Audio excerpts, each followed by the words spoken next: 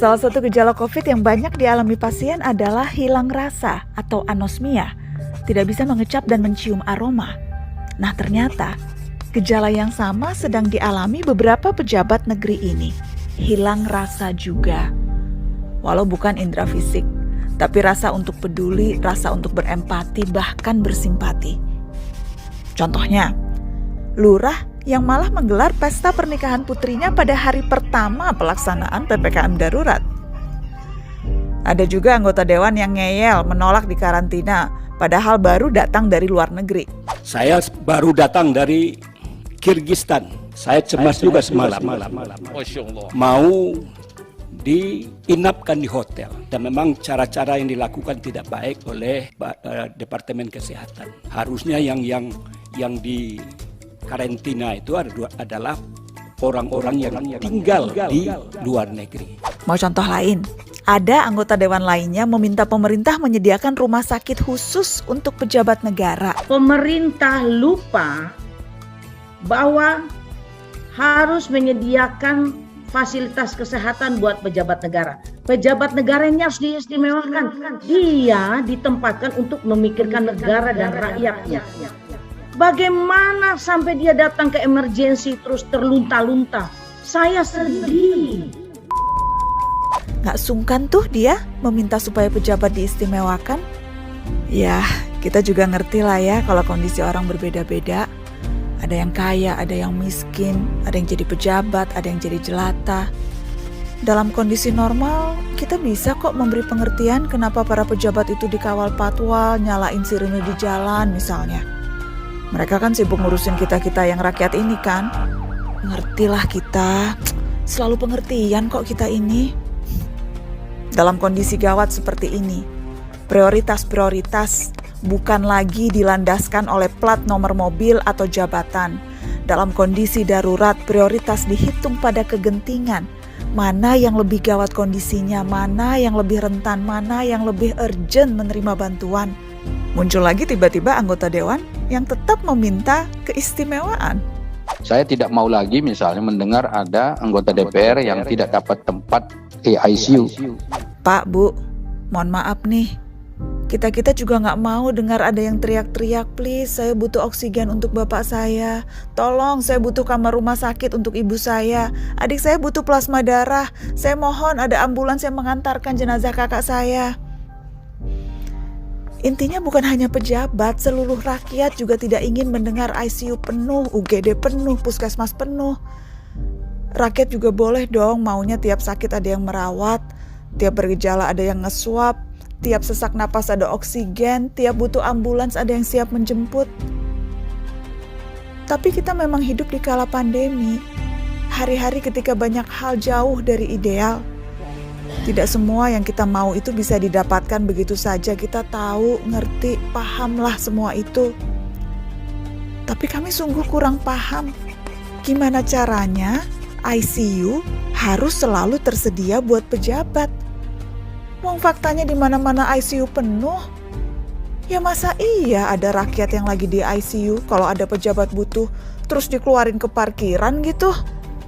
Kalau ada pejabat butuh tabung oksigen, masa iya sih tabung oksigen yang dipakai pasien terus dicabut? Gak mungkin kan? Dan kalau kemarin-kemarin lupa menyapa warga, gak apa-apa juga, toh rakyat sudah biasa dicuekin. Apalagi saat kondisi normal, rakyat juga lagi asyik-asyiknya kerja kok.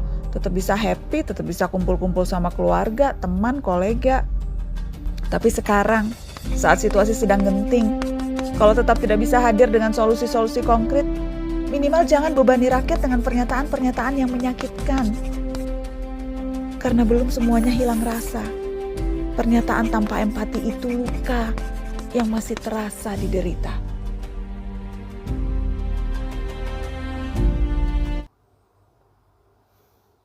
Inilah wajah negeriku saat ini. Di saat masa pandemi, pejabat sibuk menyelamatkan diri. Pejabat sibuk mengutamakan keluarga dan rekan sendiri. Lalu rakyat selalu berada di tepi. Inilah wajah negeriku saat ini. Saat pejabat minta diistimewakan, saat itulah rakyat sedang berjuang untuk makan. Tingkah para pejabat sering membingungkan. Politik seperti tak lebih dari seni peran. Politik jelas bukan pentas dagelan. Lalu, di tengah segala beban dan harapan, kemanakah sebaiknya humor-humor ini ditempatkan? Ingat, pernyataan tanpa empati itu adalah luka yang akan terus terasa di dalam dada.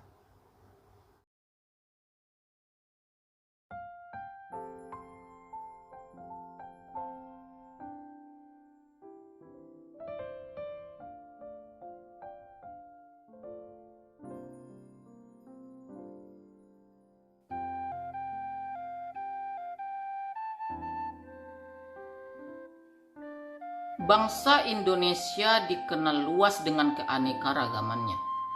Beragam suku bangsa, budaya, bahasa, dan agama saling berbaur jadi satu. Persatuan di tengah perbedaan inilah yang menjadi ciri khas bangsa Indonesia sejak dulu, tercermin dalam semboyan Bhinneka Tunggal Ika. Namun akhir-akhir ini, nilai persatuan dan sikap saling hormat menghormati antar sesama mulai memudar. Faktor inilah yang memicu timbulnya perpecahan di antara sesama, dan tidak tertutup kemungkinan kedepannya berdampak terhadap keutuhan negara Indonesia.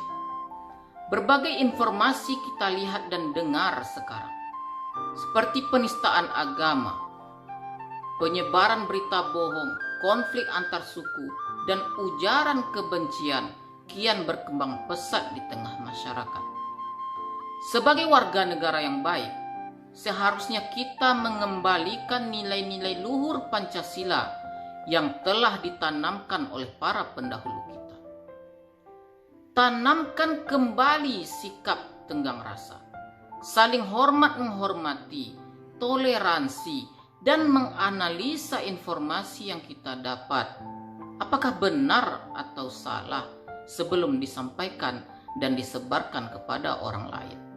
Untuk menggenjot angka vaksinasi untuk menekan penyebaran COVID-19, namun berbagai tantangan bahkan penolakan warga untuk vaksin ini masih terjadi. Ya, salah satu yang menjadi perhatian adalah keberadaan mitos terkait vaksin yang mengakibatkan warga enggan untuk disuntik. Dan untuk membahasnya lebih lanjut sudah tersambung bersama kami melalui sambungan virtual pakar imunisasi Dr. Elizabeth Jane Supardi. Dan kami juga akan ajak Anda untuk nanti bertanya langsung, berpartisipasi dalam dialog interaktif ini pemirsa di nomor telepon 021 583 9900. Langsung kita sapa Dr. Jane. Selamat pagi Dr. Jane. Selamat pagi Mas Krisna. Selamat pagi juga Pak Gadis. Selamat pagi Dr. Jane. Salam sehat ya dokter ya. Ini terkait dengan mitos dan fakta soal vaksin dokter. Kalau Nah, berita tersebut adalah tentang vaksin. Dengan berkembangnya teknologi dan informasi, selain memberikan dampak positif, juga memberikan dampak negatif kepada kita. Nah, dengan munculnya berita hoak, yang mana masyarakat takut untuk divaksin karena di sana mereka mengatakan setelah divaksin mereka akan ada meninggal, ada yang sakit, yang tidak sakit menjadi sakit. Nah, daripada itu maka kita sebagai masyarakat harus pintar-pintar dalam memilih berita, mana berita yang baik, mana berita yang betul, dan yang tidak. Dari mana berita itu sumbernya, dan adanya berita hoax itu tentang akan menimbulkan berbagai macam opini di publik dan akan menimbulkan kehebohan di masyarakat. Dan sangat mungkin dengan adanya berita hoax ini akan menimbulkan perpecahan bagi bangsa Indonesia sendiri. Saudaraku, mari kita perbaiki diri agar bermanfaat untuk negeri. Isi kemerdekaan dengan fungsi dan profesi masing-masing. Bangkitlah bersama membangun negeri kita tercinta, Indonesia.